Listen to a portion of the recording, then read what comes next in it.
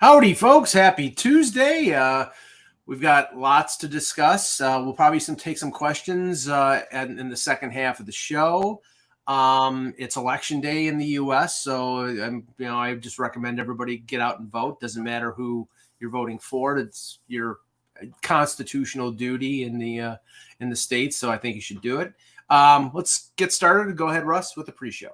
So, interesting thing, a lot of the awards are out for MLB, like who's in it. And, the AL MVP will be an interesting one with Judge and Ohtani for sure. Alvarez has no chance. I don't think it will be. I think Judge is going to run away with it. You never know. But Alvarez has no chance. I think we'll agree on that. Oh, he was the third? Yeah. Had a great year. Don't get me wrong. Oh, he did. It's just these two are just, way above anything he did. Let's just say this. If the playoffs were considered in this, he might have a chance because he hit the two biggest hits in the playoffs, the 3-run home run against Seattle in game one and the home run that he hit in game 6 against the Phillies. Once he hit that home run, you knew the Phillies were going to lose. You knew the Astros were going to win. They were like daggers in the back. I think that's totally fair to say. I do. But here's the one that I'm going to bristle at. Okay. And that is the NL Manager of the Year award. It's the three managers that won 100 or more games: Dave Roberts, Buck Showalter, Brian Snitker. Honestly, you could take out Showalter or Roberts, probably Roberts, because I think he underachieved. Rob Thompson should be the guy that's in there. He took over for Girardi, who was doing nothing with that team, gets him to the World Series. How in the world is he not in this list? Well, I would admit Roberts because they have like the biggest payroll. They have a bigger payroll. Yeah, that's another good reason. Yeah. Now, I don't know. Did you see the AL? Was Boone one of the teams? Yeah, I'll get that in a minute. Yeah, AL is. Hold on, I got to get to manager. It's like. I think Showalter deserves to be nominated but they did have a payroll too. They battled through some injuries and no question. Yeah. Boone is not in it. It's Terry Francona, Brandon Hyde, Scott Service. I would give it to Francona because there's no way on earth the Guardians should have made it. Yeah, nobody thought that they were, because they had the youngest roster in Major League Baseball. So yeah. And Andrew in the chat, I was just curious if it would have been weird and it is weird that Roberts gets nominated and he's a 100-win team with the team at the biggest salary in the National League. The Mets, I think, are second. He got nominated. Boone, they had 100 wins. They won the division. They went through that long streak in July and August where they slumped, and he doesn't get nominated. So I think the New York media has a little bit of an effect on the voting there. I think so. I think this one is going to be interesting. The NL Rookie of the Year. I wrote a book on Rookies of the Year. People could check it out on Amazon. 2 versions, actually. But that's not why I'm saying this. It's not. The reason is there are 2 Braves in this list. And, it's Brendan Donovan, Michael Harris second, and Spencer Strider. Honestly, I could see an argument for co-rookie of the year here with the Braves guys because it's really hard to figure out which one of those 2. But one of those 2, I think, is winning. Who was AL Rookie of the Year nominees? AL Rookie of the Year is Stephen Kwan, Adley Rutschman. Julio Rodriguez is going to be the runner. Yeah, but I'll tell you, Kwan is a throwback type player. He's an on-base guy. Yeah. He's sort Fields of well. Yeah, Fields well. But Rodriguez, he could be he could be a generational guy. Rutschman, catcher. The only thing with Rutschman that makes me worry maybe it's because it's Baltimore. I know he was like a first overall pick. I get the Matt Wieters sort of like, they think he's going to be a franchise guy. The same thing with Wieters, and Wieters came up, and the one thing he couldn't do was hit. He was a great defensive catcher, and then he had injury problems. He's supposed to have power, but it just never showed up. Yeah, not this year. But, let's just say this. In my fantasy pool, and we base things, or Stratomatic League, I have the first pick in the draft. It's going to be Rodriguez. It's not going to be. It shouldn't even be a question. Yeah. All right. Let's get started. Hello, Hockey World. Today is Tuesday, November 8th, 2022. There was hesitancy there. I'm Russ Cohen from Sportsology. It's called a dramatic pause. No, it wasn't. No. Yes, it is. Yes. Don't believe it, folks. Yeah, okay. Bullshit artist. And I'm Michael Agello, and this is the Hockey Buzzcast here on HockeyBuzz.com. All right, some not so – okay, we'll start on the injury front. On one hand, not so good news for the New Jersey Devils. On the other hand, pretty good news for the Toronto Maple Leafs. We'll start with the Devils. Mackenzie Blackwood was injured last week. They were reviewing the situation in getting MRIs and everything else. And now today, Lindy Ruff comes out and says he is out 3 to 6 weeks with a knee injury. Not season ending, which would be really troublesome for the Devils, but not what you want. Now it's all on Vitek Vanacek. So we'll see if Eck is right. I think he's a good 1A, 1B. I think so far he's passed the test, but it's early, and now the pressure is really on him because there is no Blackwood. Eck and I both felt it'll be 6 weeks. I think you probably feel that way too, because with goalies, it's hard to come back early from a knee injury. Right. It'll be tough because Nico Daws is not ready, and you saw what happened last year. They're going to lose a lot of these secondary games unless they play Vanacek a lot, which they might. I didn't see if they called up Daws. Somebody in the chat, a couple of days ago said they called up Akira Schmid, who had been. Well, maybe he wins one or two more games, but yeah, and then Daws is maybe they want Daws to play every day down in the minors. I mean, either way, it's a big drop off, big. Right. But I will say this: Blackwood was not having a great year. I mean, we talked about it, but still, they sort of need the tandem to be able to keep this kind of run going. I feel bad. It's something always happens with the Devils in goaltending. Ever since Corey Crawford, their goaltending has not been right. Andrew in the chat said, Khudobin is available. I mean, okay. Stop. In every goaltending situation, when the name Khudobin comes up, the reason he comes up, or the reason that he's in the minors right now, is because he's making $3.3 million. So, and he might be done. I mean, his stats, I looked up his stats in connection with, what options the Leafs would have. His save percentage last time I looked was under 900 in the AHL. Yeah. So, he had his run, I think. Yeah. How he performed in the bubble, and getting them to a cup final, he may have shot his bolt at that point. That may have been the last good goaltending they could get out of him. He had some injury issues, and who knows. I mean, he's in his mid-30s. I don't know whether he can still do it. But the other injury is even more impactful for the Devils. Andre Palat, they were saying, could be upwards of 3 months with a groin injury. I think they had to have groin surgery. So, and as you know, that's something you can't rush back from. So, and I'm cringing just thinking about it. Exactly. He was the big addition, the guy with Stanley Cup wins. They didn't go out and trade for Brock Besser. They fell short on the Johnny Gaudreau situation. It was sort of a fallback to, and I thought it was a good signing, Palat, but he's in his early 30s, and now you're talking groin injury. This is concerning. He'll be back for the playoffs, so that's the good news. Yeah, if they're still in the race, and it's gonna be on those young players to carry the weight for a while.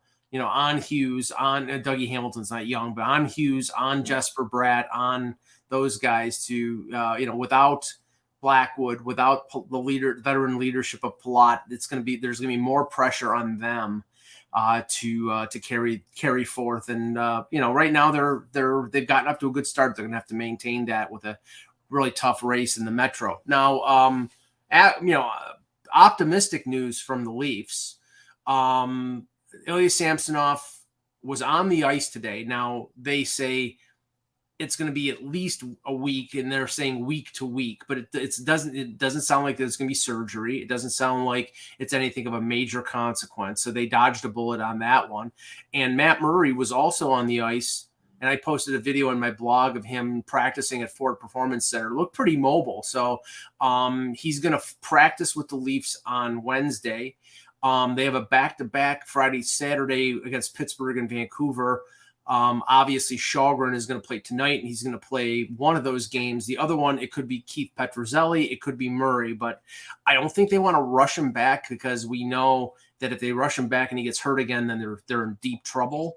Yeah. Then that's not any commentary on Petruzzelli. It's just when you're going with your number 4, number 5 goaltender, that's not a position you want to be in long term. So I think they'll be careful, but I think they're cautiously optimistic that they'll get Murray back in the next week or two, and that that's a bullet dodged by the Leafs, Russ. Yeah, it definitely was a bullet dodged. You still don't want it, like you said, to be in a situation where you're going to wonder how many times this year will Murray and Samsonov be on the be available together. Mm-hmm. You don't want it to be like that. So even if you have to take a hit for a couple extra games, you do it so you could be really sure. But no, I'm surprised with the Samsonov stuff. I'm a little skeptical on that. Like Murray, I'm not, because he spent the time out, but Samsonov, that just seems a little too rosy for me. Well, I mean, they did an MRI, so it's not like they're going. It's not like they're saying, "Oh, they're lying to themselves and saying, okay." No. I mean, it's sort of like, what's going on here in Buffalo right now with Josh Allen. They had to do an MRI on his elbow because one of those last plays against the Jets on Sunday, the defensive lineman sort of tweaked his arm. He did.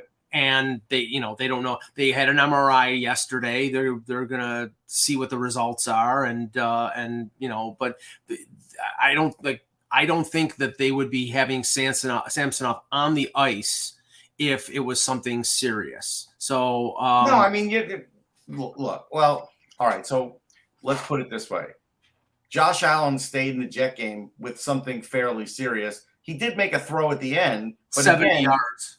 But again, is it smart to throw a 70-yarder after holding your elbow? That's what you're going to have to look at. So there is an element of risk there. There's still risk with Samsonov on the ice now.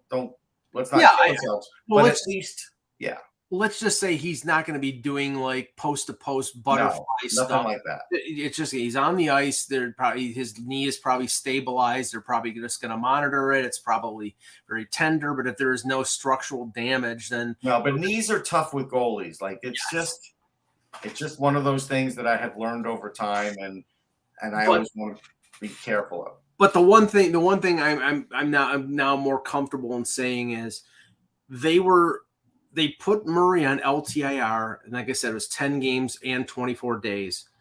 It was probably an injury that was a week to 2 week thing, and they said, let's be careful and let's put him on LTIR and let's take our time with it because we need this guy to play. Yeah, Ottawa did the same thing with him last year when he had an injury that kept him out longer, and it still didn't work. It's just, you never know.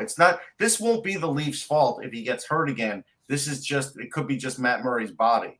But they did the same thing in Ottawa last year. Now, just one more thing on the Leaf page before we get to other things. Daniel Milstein, the agent for Rodion Amirov, tweeted out, because there was some indication that Amirov might be able to get back into the KHL lineup with Ufa. According to the statement, Amirov has returned home. Unfortunately, at the moment, he cannot train, and he is undergoing additional treatments for his brain cancer. I mean, I wish the best for Rodion Amirov. I'd love to see him come back and play, but you won't know anything for another year or two. Honestly. Right, and that's he's young enough that he could be away from the game, try and get his health in order, and see. Like, I follow him on Instagram, and I'm rooting for the kid every day. But it's just too soon. Yeah, I mean, that was way too optimistic. But hey, if he can do it, God bless. But I don't know. I mean, I'd love to see him resume his career. But when I heard brain cancer and a brain tumor, excuse me, I mean, if he gets back on the ice again, it's a miracle. So there was a game I watched intently yesterday, Mike. That was the Islander-Calgary game. Okay. It was an interesting game because for a while, Calgary was dominating, and the Islanders were down a couple goals. Then the Islanders did a great job of coming back. I do feel like Markstrom let in a real softie to help it, but still you have to be in position to have them come back.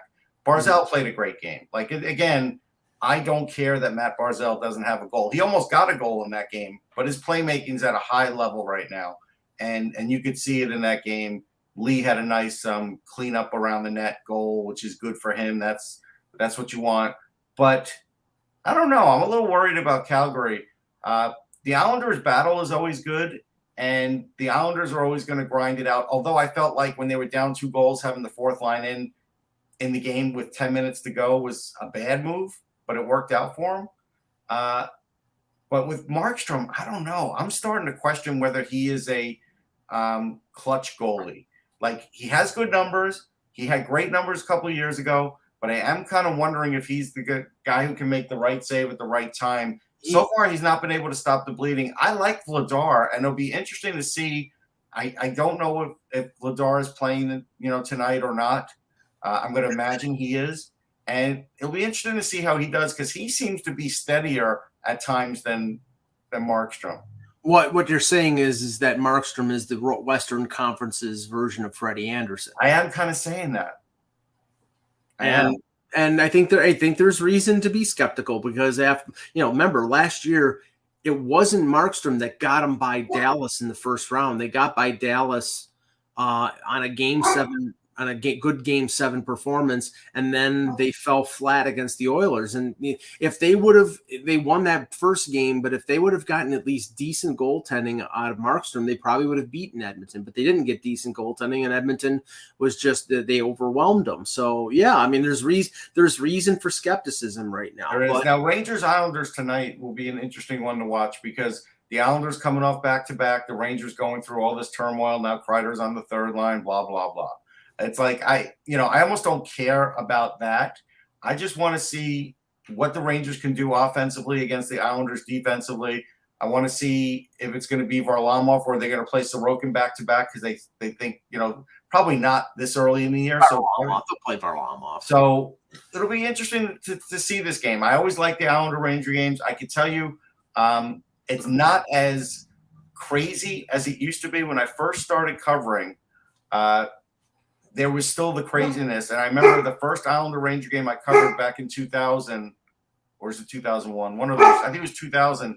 There were still fights in the stands at the Garden. Like, that's how crazy the matchup could be. Am I nuts to miss that kind of passion? And with you, it's Rangers Islanders. With me, it's Sabres Leafs. I remember going to the Odd in Buffalo when it was Sabres Leafs, and there being fights in the stands, and I'm like, wow. No, I think I like the passion. Islander fans used to travel to the Garden, and Ranger fans used to travel, a lot of them, to the Coliseum, and I liked it. I liked every time they played. You just didn't know. Like, there were guys that could kill the Rangers, like Mariusz Czerkowski, right, the Polish rifle, and even a guy like Todd Harvey could kill the Islanders, Heartbeat Harvey. Like, it's just, you got these guys that only in these series do they really matter. A lot of times during the regular year, Czerkowski was a really good player, but Harvey, he was a marginal player. It's just, they were fun, always fun. And I think they are still fun. Now, the Pop Van Socks thing, I do like. I like that. But by the way, if he was called the Polish Rifle, he stole that from Ron Jaworski, because he was the Polish Rifle. Right, but he's the hockey version. And he stole. I do like the Pop Van Socks thing too. I do. Yes, yeah, I do. That's a great. And I'm sure Ivan Putski probably would be pissed off at Mary. It's just Polish power in general. I know it's Polish power, but he's got the trademark on Polish. A lot of Polish athletes were named. But okay, so there were 2 other games last night. The Bruins continue to be hot, bouncing back from that loss in Toronto, beat the St. Louis Blues 3-1. The Blues have lost 7 games in a row, and Elliot Friedman was talking about the fact that the Blues are out there looking for something. And I would assume the something is defensive help, because Perunovic is out, Krug is out. But just like I said with Buffalo, with Toronto, good luck right now. It's like, how the hell are you getting a defenseman right now on November the 8th, Tuesday, November the 8th, right, Russ? How are you getting a defenseman? No, Ethan Bear was the exception to the rule. Nobody is trading a defenseman in the first week of November. Not even the bad teams. No, I think the problem, unfortunately, with St. Louis is there's too few Parekos and too many of the Fox, and Fox leading their team in scoring, and that's never good. He's a terrific offensive player, don't get me wrong, but that's not good. But I did kind of wonder, why did they divest of Jake Wallman? I know he's out now, but that's not the point. He was a pretty good, solid defenseman for them for the bottom pair. And you look at their bottom pair now, and it's Bortuzzo and Mikkola, and maybe it's not on an everyday basis. I'm just looking online. But they're going to come in and play a Flyers team that is going to be ready for them. And Craig Berube has a lot of friends in this area, and he's probably going to amp up this team to give them their, he's probably going to be very animated on the bench. I don't know if Binnington will be in. I'm not sure who's in net yet. I know Carter Hart's in net for the Flyers. This is going to be a very dangerous game for the Blues, because somehow if the Blues get beaten badly in this game, I do think Berube's in the hot seat at that point. I don't care what Armstrong says. Well, Binnington played last night, so you'd assume it's Thomas Greiss. We're assuming that, but this is desperate times. Right. I get it. You do kind of wonder. Now, Corinne's in the chat. I just ask her this because I know she was yelling at my dog was barking, but I have workmen here. What do you want me to do? Yeah. Corinne, give us in the chat, tell us whether the speculation about Joel Edmondson being on the block is legitimate, because Edmondson played for the Blues. They know him. They know him well. I know they've traded him to, I think, Carolina. Maybe that would be a fit for them, depending on how long term the injury to Krug is. But just put it in the chat. That'll be interesting. The other game last night, Capitals and Oilers, and the Oilers having defensive issues. My God, what a shock. You can't just give the Capitals credit. No.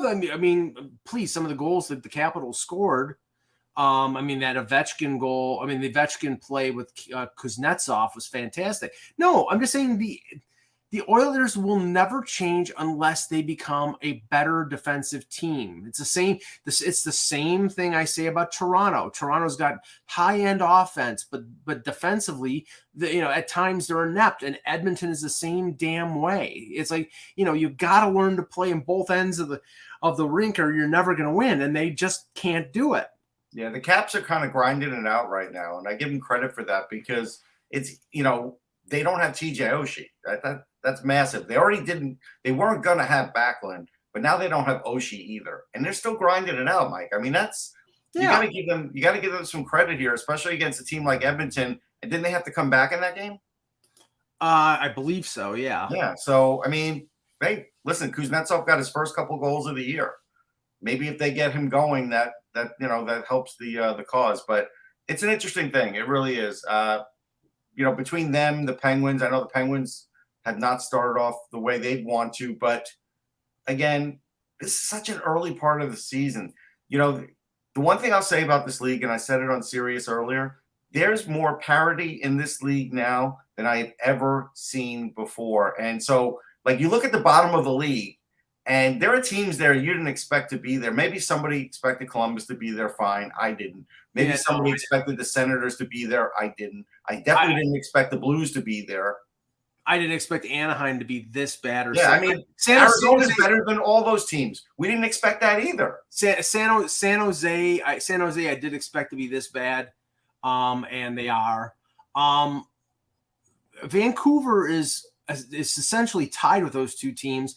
And again, Jim Rutherford comes out yesterday and in an interview and sort of, the way it sounds like he's laying the blame at Bruce Boudreau. And it's like, if you're going to do that, just fire him. No, but he's not going to fire him, because here's the problem. This is to me, the biggest problem still with the Vancouver Canucks besides player development. Their player development sucks. Getting past that, their biggest problem is they can never sign a guy that's not top of the market value. So they waited on Bo Horvat, and now he's having a career year. He's got 10 goals. I'm trading Bo Horvat. I'm getting assets. I already gave JT Miller too much money. There's too many guys making way more than they're ever going to be worth on this team, and you're going to sign another one to that? This is the year where, you know what? If things don't go well, keep Boudreau in there. Keep it, at least interesting for the fans, because he'll do that, and he'll be good in press conferences. It's not his fault. It's the roster's fault. It's the GM's fault. It's the owner's fault. Come on. It's just they're never going to fully rebuild, but there has to be 1 year where they're willing to take their foot off the gas because they see they're just not good enough. Well, I mean, it sounds like, and we know Rutherford's reputation in terms of trades.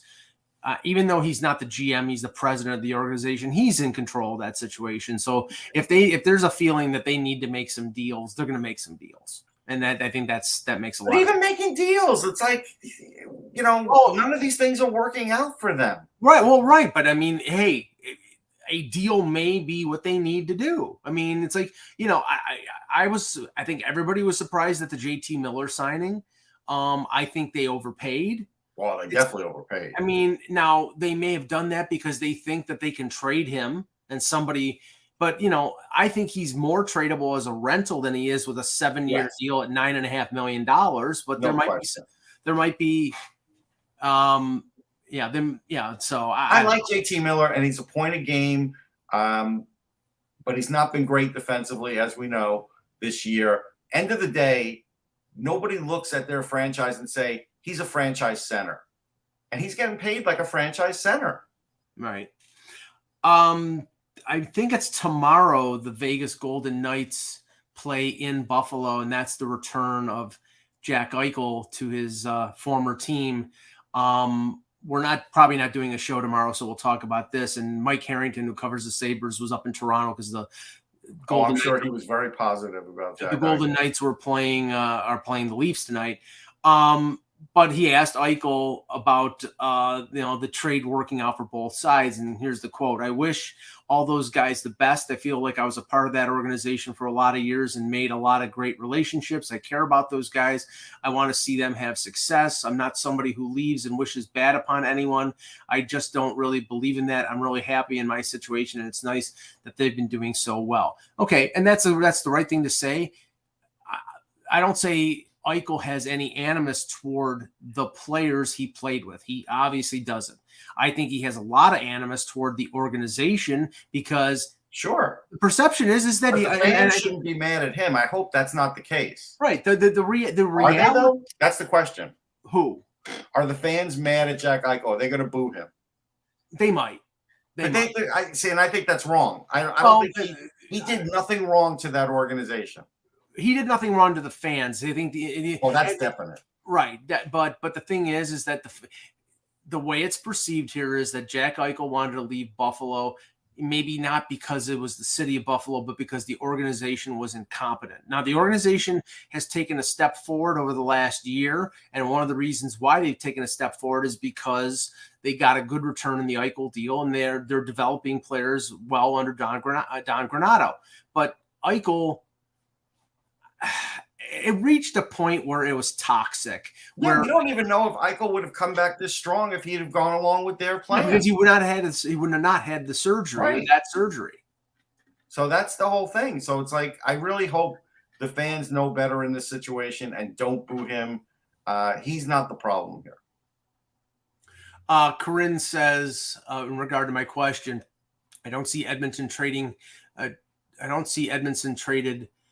Made him an alternate captain because they want stability and leadership. Well, I will say one thing, and that probably is right, Corinne, but there are a lot of rumors about them trading forwards, Dadonov or Drouin or Hoffman. Who wants these guys? Yeah, that was what I was going to say. They have multiple years, except for Drouin, they have multiple years left on contracts for big money. Good luck. Unless you're taking a contract back or unless you're retaining half, I don't see any chance of them being able to move those guys. No, these are all players that at those salaries nobody wants. Yeah, I'm just looking it up right now. Drouin is at $5.5 million. Nobody wants that. But he's a UFA at the end of the year, so you might be able to get somebody to bite on him. Sean Monahan's making 6.3. He's a UFA at the end of the year. Hoffman is $4.5 million for another 2 this year and next year. Good luck with that. Yeah, good luck with that. And the other one was Dadonov is 5.5 for. So he's at least him and Durant rentals. Yeah, so, I agree with Corinne. Monahan will get traded at the deadline. No question, somebody can use Sean Monahan. Okay, let's take some questions here in the chat before we end the show. Do you think that Seattle, Las Vegas stay hot? I think Vegas does. Right now they're getting great goaltending. Yeah, I think Vegas, Seattle's not staying hot. I mean, Alexiak has 4 goals. What's he going to get, 15 goals this year? Right. Funny thing is their forward complement is better than San Jose. Well, adding Manny Beniers was massive. Right. He's a massive Calder candidate. He can play everywhere on the ice, and he's a playmaker and a goal scorer. Like, come on. Bardicus asks whether Petruzzelli will get a shot in the back-to-back if Shalgren plays well. Well, they won't play Shalgren back-to-back. So that's they'll play. He's playing tonight against Vegas. He'll play one of the 2 games. It's just a question of whether Murray will be ready on the weekend. I would think Petruzzelli gets one of the starts. Yeah, I don't care. Probably against Vancouver. So, but I mean, maybe Murray is motivated to play against his old team. They're not going to rush him. It would be stupid if they did. They're not rushing him. Esmir asks, should we be concerned about the low production of Lafreniere? No, I mean, I think you're seeing a lot of other things out of him. You're seeing physicality out of him. There's low production from a lot of the guys right now. I'm not worried about it. I think if it's half season and it's low production, then I'm worried about it. Goalie FP, is DeBrincat snake bitten only 2 goals, or was he just a product of playing with Patrick Kane? I don't think so. He's got a great shot, guys. Come on. Yes. Does everybody get better with Patrick Kane? Sure.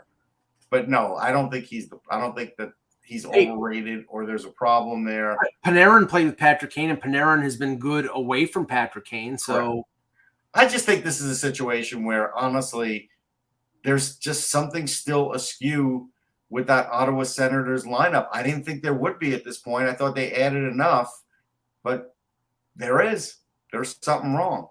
Paul Simon asks, why do I have such horrible luck at HBSL UG every week? Ask Art Garfunkel. Just kidding.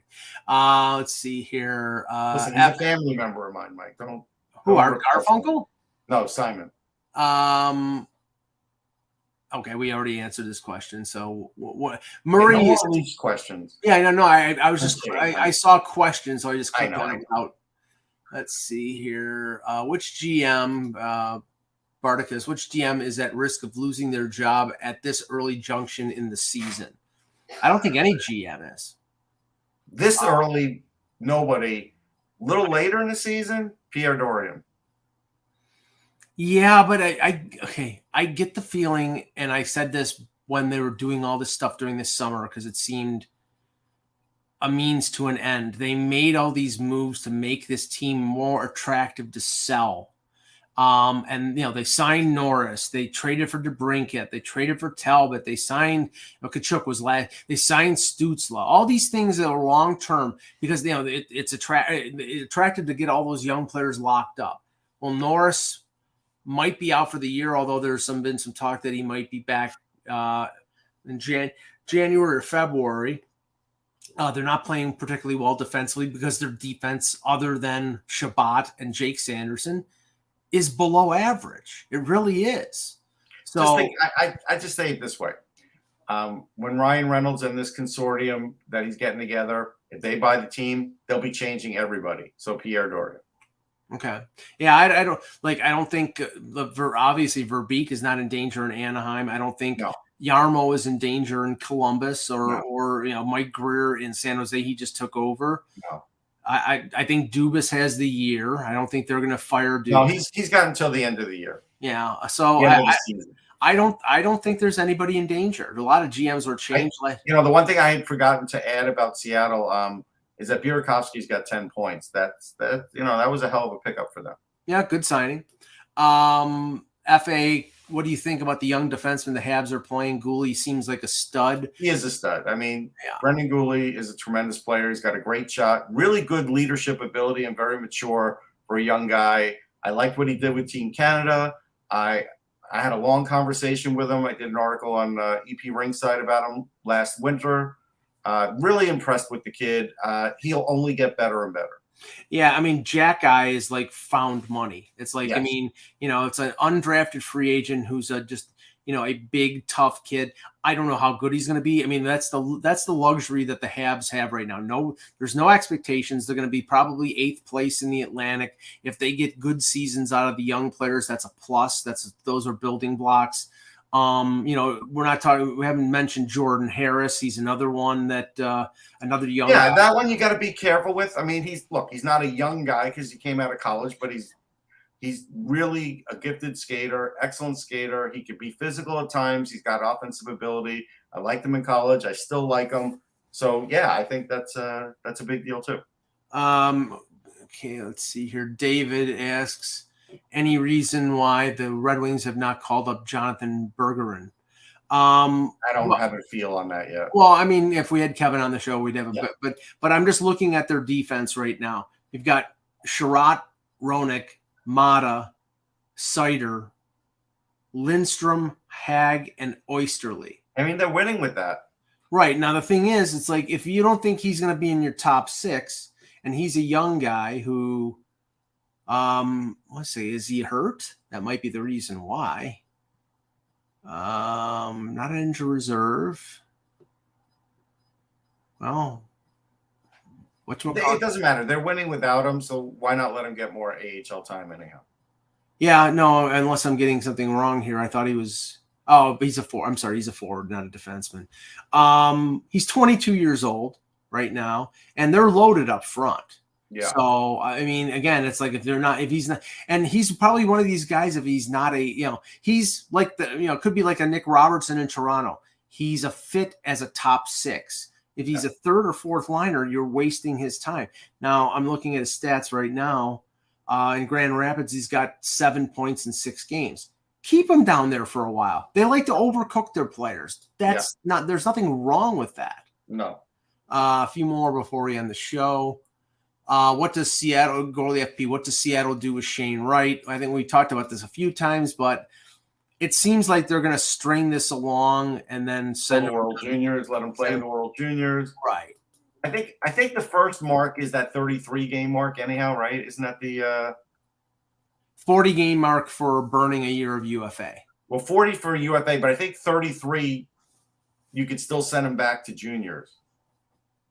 You can send them back at any time. It's just, okay, 9 games, more than 9 games, you burn the first year of the ELC. More than 40 games, you burn the first year of a free agency. But you can send them back at any time. I remember when the Sabres did that with McHale. Because I know teams have chosen in like the 30-something range, so I thought maybe 30-something number. Yeah, they don't want to go over the 40 game mark. I definitely don't want to go over 40. That I know. Yeah. So I mean, remember, Edmonton did that with Puljujärvi. They sent him to the AHL, and they had that option because he was a European player coming over. Anthony asked, where is the gray sweater? Mike, the gray sweater is in rotation. I have a rotation of tops to wear. How many? Let me ask you this. Yes. Other than the color gray, how many non-gray color tops do you have? More than lots. Blues, blacks. Why don't we see them on the show? That's the question. Well, you see it today. I'm wearing maroon. Yeah. Let's see. Any more questions? No. Okay. Wine. It's almost wine, but it is more maroon. Yeah. Well, yes. It's a Pinot Noir. All right.